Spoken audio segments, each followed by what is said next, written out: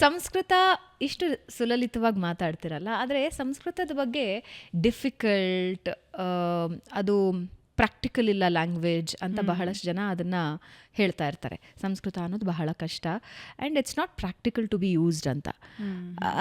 ಯಾಕೆ ಹಂಗೆ ಅನಿಸುತ್ತೆ ಅಂತ ನಿಮಗನ್ಸುತ್ತೆ? ಮತ್ತು ಅದರ ಬಳಕೆ ಮಾಡ್ತಾ ಇರೋ ನಿಮಗೆ ಏನು ಅನಿಸುತ್ತೆ ಭಾಷೆ ಬಗ್ಗೆ?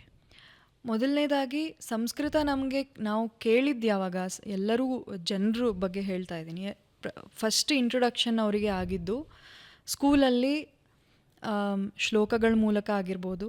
ಶ್ಲೋಕ ಹೇಳ್ಕೊಡ್ತಾರೆ, ಅದರ ಅರ್ಥ ಕೇಳಿದರೆ ಅದರ ಅರ್ಥ ಹೇಳೋದಿಲ್ಲ. ಸೊ ಅಲ್ಲಿ ಕನೆಕ್ಟಿವಿಟಿ ಗ್ಯಾಪ್ ಇದ್ದೇ ಇರುತ್ತೆ. ಸೊ ಹಾಗಾಗಿ ಖಂಡಿತ ಕಷ್ಟ ಅನಿಸುತ್ತೆ. ಅದೇ ನಾವು ಬೇರೆ ಭಾಷೆಗಳ ಥರನೇ ಸಂಸ್ಕೃತ ಕಲ್ತಿದ್ದಿದ್ರೆ ಅದು ಅಷ್ಟು ಕಷ್ಟ ಅನಿಸ್ತಿರ್ಲಿಲ್ವೇನೋ. ಮೊದಲನೇದಾಗಿ ನಾನು ಕನ್ನಡ ಕಲ್ತಿದ್ದು ಪದ ಅಮ್ಮ, ಅಪ್ಪ, ಮೂಗು, ಬಾಯಿ, ಕಣ್ಣು, ಈ ರೀತಿ ಸರಳ ಪದಗಳಿಂದ. ಅದೇ ರೀತಿ ಸಂಸ್ಕೃತ ಕೂಡ ಅದೇ ಲೆವೆಲಿಂದಾನೇ ಶುರು ಮಾಡಿದ್ದಿದ್ರೆ, ಅಷ್ಟು ಕನೆಕ್ಟಿವಿಟಿಯಿಂದ ಶುರು ಮಾಡಿದ್ದಿದ್ರೆ ಖಂಡಿತ ಅದು ನಮಗೆ ಸರಳ ಅನಿಸ್ತಾ ಇತ್ತು. ನನಗೆ ಯಾಕೆ ಸರಳ ಅಂದರೆ ನಾನು ಇದೇ ಥರ ಕಲ್ತಿದ್ದು. ಅದಕ್ಕೆ ಮೊದಲು ಮಾತಾಡೋದ್ರಿಂದನೇ ಕಲ್ತಿದ್ದು. ಮಾತಾಡೋದ್ರಿಂದ? ಹೌದು ಹೌದು. ಸೊ ಮೊದಲು ಶ್ಲೋಕ, ಮೊದಲು ರಾಮಶಬ್ದ, ವ್ಯಾಕರಣಕ್ಕಿಂತ ನಂಗೆ ಮೊದಲು ಭಾಷೆ ಮಾತಾಡೋದು ಹೇಗೆ ಅಂತ ಹೇಳ್ಕೊಟ್ಟಿದ್ದು.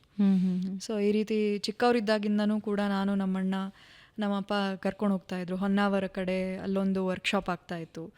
ಅಲ್ಲೂ ಹೇಗೆ ಅಂದರೆ ನದಿ ತೀರದಲ್ಲಿ ಒಂದು ಜಾಗ ಇತ್ತು, ಅಲ್ಲಿ ಸುಮಾರು ಜನ ಬರ್ತಾಯಿದ್ರು. ಅಲ್ಲಿ ಸಂಸ್ಕೃತ ಕಲಿತು ಒಂದು 15-20 ದಿವಸ ಕಲಿತು, ಬೆಳಗ್ಗೆಯಿಂದ ಸಂಜೆ ರಾತ್ರಿವರೆಗೂ ಅಲ್ಲಿ ಸಂಸ್ಕೃತನೇ. ಊಟ ಮಾಡುವಾಗಲೂ ಸಂಸ್ಕೃತ, ಇವಾಗ ಆಟ ಆಡುವಾಗಲೂ ಸಂಸ್ಕೃತ, ಹೀಗೆ. ಸೊ ಬೆಳಗ್ಗೆಯಿಂದ ಸಂಜೆವರೆಗೂ ನೀವು ಅದೇ ಭಾಷೆ ಕೇಳ್ತಾ ಕೇಳ್ತಾ ಕೇಳ್ತಾ ಆ ಭಾಷೆ ಬಂದುಬಿಡುತ್ತೆ ನಿಮಗೆ. ಸೊ ಆ ರೀತಿ ಒಂದು ಕಾನ್ಸೆಪ್ಟಲ್ಲಿ ಸಮ್ಮರ್ ಹಾಲಿಡೇಸಲ್ಲಿ ಎಲ್ಲ ನಾವು ಅಲ್ಲೇ ಹೋಗ್ತಾ ಇದ್ವಿ. ಸೊ ಹಾಗಾಗಿ ಅದು ಫಸ್ಟ್ ಇಂಟ್ರೊಡಕ್ಷನ್ ನನಗೆ ಸಂಸ್ಕೃತದ್ದಾಗಿದ್ದು ಮಾತನಾಡೋದ್ರಿಂದ. ಅದಕ್ಕಾಗಿ ನನಗೆ ಸರಳ ಅನಿಸುತ್ತೆ, ಸಿಂಪಲ್ ಅನಿಸುತ್ತೆ. ಆ್ಯಂಡ್ ಯಾವಾಗ ಚಿಕ್ಕ ಮಕ್ಕಳಿಂದ ನಾವೇನೇನು ಕಲಿತೀವೋ ಅದು ಬೇಗ ನಮಗೆ ಖಂಡಿತ ತಲೆಗೆ ಹೋಗುತ್ತೆ ಅಂತ ಹೇಳ್ತಾರೆ. ಹೌದು. ಸಂಸ್ಕೃತ ಭಾಷೆ ಬಗ್ಗೆ ಇವತ್ತಿಗೂ ಅದೊಂದು ಒಂದು ರೀತಿಯ ಅವರ್ಷನ್ ಇದೆಯೋ, ಅಥವಾ ಏನು ಬಳಸ್ತೀವೋ ಆ ಪದನ. ಅಂದರೆ ಸಂಸ್ಕೃತ ಅಂದರೆ ದೂರ, ಸಂಸ್ಕೃತ ಅಂದರೆ ಒಂದು ಧರ್ಮಕ್ಕೆ ಸಂಬಂಧಿಸಿದ್ದು, ಸಂಸ್ಕೃತ ಅಂತ ಹೇಳಿದ್ರೆ ಅದು ದಬ್ಬಾಳಿಕೆಗೆ ಸಂಬಂಧಿಸಿದ್ದು, ಸಂಸ್ಕೃತ ಅಂತ ಹೇಳಿದ್ರೆ ಬರೀ ರಿಲಿಜಿಯಸ್ಗೆ ಸಂಬಂಧಿಸಿದ್ದು ಅಂತ. ಬಹಳ ವೈಜ್ಞಾನಿಕ, ಸೈಂಟಿಫಿಕ್ ಲ್ಯಾಂಗ್ವೇಜ್ ಅಂತ ಬಹಳಷ್ಟು ತಜ್ಞರು ಹೇಳ್ತಾರೆ. ಅಂದರೆ ಯಾರ್ಯಾರು ಸಂಶೋಧಕರಿದ್ದಾರೆ ಅವ್ರು ಹೇಳ್ತಾರೆ ಬಹಳ ಸೈಂಟಿಫಿಕ್ ಲ್ಯಾಂಗ್ವೇಜ್ ಇದು ಅಂತ. ಆ್ಯಂಡ್ ಯಾರಿಗೆ ಈ ತೊದಲುವ ಸಮಸ್ಯೆ ಇರುತ್ತೆ ಅಥವಾ ಉಚ್ಚಾರಣೆ ಸಮಸ್ಯೆ ಇರುತ್ತೆ ಅವರಿಗೆ ಶ್ಲೋಕಗಳನ್ನು ಹೇಳ್ತಾ ಹೇಳ್ತಾ ಹೇಳ್ತಾ ಹೇಳ್ತಾ ಭಾಷೆ ಶುದ್ಧ ಆಗುತ್ತೆ ಅಂತ ಹೇಳ್ತಾರೆ. ಸೊ ಯಾಕೆ ಒಂದು ಭಾಷೆ ಬಗ್ಗೆ ಆ ಥಾಟ್ ಯಾಕೆ ಅನಿಸುತ್ತೆ? ಆ್ಯಸ್ ಅ ಯಂಗ್ಸ್ಟರ್ ನೀವು ಹೇಳ್ತಾ ಇರೋದು, ಯಾಕೆ ಅನಿಸುತ್ತೆ? ಯಾಕೆ ಆ ವರ್ಷನ್ ಬರ್ತಾ ಇದೆ ಅಂತ? ಬರ್ತಾ ಇದೆ ಅಲ್ಲ, ಆಲ್ರೆಡಿ ಇದೆ. ಹಾಂ, ಖಂಡಿತ ಹೌದು. ಸೊ ಅದಕ್ಕೆ ಫಸ್ಟು ಸೈಂಟಿಫಿಕ್ ಅಂತ ನೀವು ಹೇಳಿದಾಗ, ಅದಕ್ಕೆ ಹೇಗೆ ಸೈಂಟಿಫಿಕ್ ಅಂತ ನಾವು ನೋಡೋದಾದರೆ, ಸಂಸ್ಕೃತದಲ್ಲಿ ನಾನು ಆಗಲೇ ನಾವು ನೋಡ್ತಾ ಇದ್ವಲ್ಲ, ನೀರಿಗೆ 35ರಿಂದ ಜಾಸ್ತಿ ಪದಗಳಿವೆ, 30ಕ್ಕಿಂತ ಜಾಸ್ತಿ ಪದಗಳಿವೆ. ಅದೇ ಇವಾಗ ಇಂಗ್ಲೀಷಲ್ಲಿ ನೋಡೋದಾದರೆ ವಾಟರ್ ಅನ್ನೋದು ಬಿಟ್ಟರೆ ನಂಗೆ ಬೇರೆ ಏನೂ ಹೊಳೆಯೋದಿಲ್ಲ, ಬೇರೆ ಪದ. ವಾಟರ್ ಅನ್ನೋದು ಬಿಟ್ಟರೆ I don't have any other word for this particular object. ಅದರಲ್ಲೂ ಕೂಡ ನೀರಹ, ಆಪಹ, ಸಲಿಲಂ, ಇಷ್ಟು ಪದಗಳು ಒಂದೇ ಒಂದು ಆಬ್ಜೆಕ್ಟಿಗೆ ಯಾಕೆ? ಸಲಿಲಂ ಅಂದರೆ ಹರಿಯುತ್ತೆ, ಅದಕ್ಕೋಸ್ಕರ ಅದಕ್ಕೆ ಸಲಿಲಂ ಅಂತ ಹೆಸರು ನೀರಿಗೆ. ಆಪಹ ಅಂದರೆ it has the power to create, ಒಂದು ಸೃಷ್ಟಿಸುವ ಒಂದು ಶಕ್ತಿ ಇದೆ ಆ ಒಂದು ಆಬ್ಜೆಕ್ಟಿಗೆ, ಆ ಒಂದು ವಸ್ತುವಿಗೆ.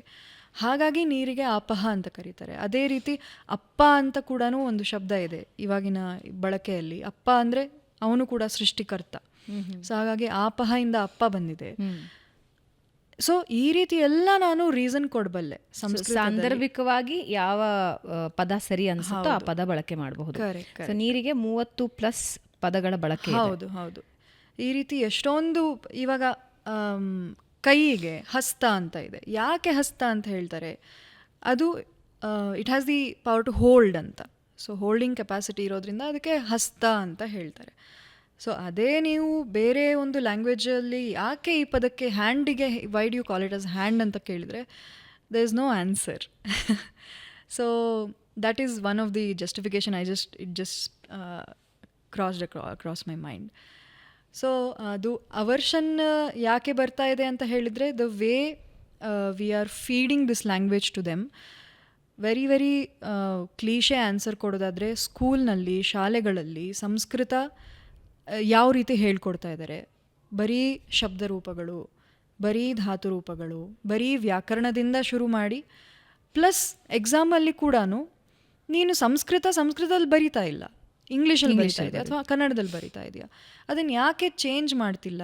ಇವಾಗಲೂ ಕೂಡ ಇಷ್ಟೊಂದು ಸಂಸ್ಕೃತ ಇನ್ಫ್ಲುಯೆನ್ಸರ್ಸ್ ಬಂದಿದ್ದಾರೆ, ಸಂಸ್ಕೃತದ ಬಗ್ಗೆ ಇಷ್ಟೊಂದು ಡಿಮ್ಯಾಂಡ್ ಬರ್ತಾ ಇದೆ, ಆದರೂ ಕೂಡ ಅದು ಎಜುಕೇಷನ್ ಸಿಸ್ಟಮ್ ಇನ್ನೂ ಹಾಗೇ ಇದೆ.